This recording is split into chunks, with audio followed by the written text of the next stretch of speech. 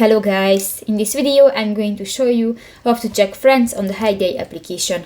But first of all, I just want to mention, please don't forget to subscribe to our channel, because at 100,000 subscribers we are going to show you our YouTube revenue statistics and growth strategy of to make money online. So let's jump into it.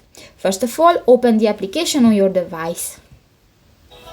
So that's my home screen, that's my farm, and you have buildings, for example my house or the chicken farm. But if you want to add another, you can add or you can buy to your farm.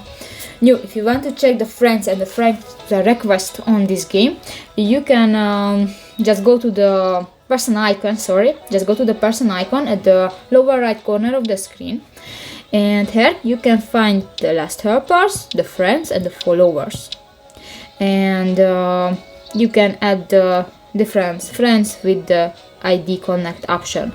I just have one friend, Greg. So that's pretty much it for this video guys. See you in the next one. Bye bye.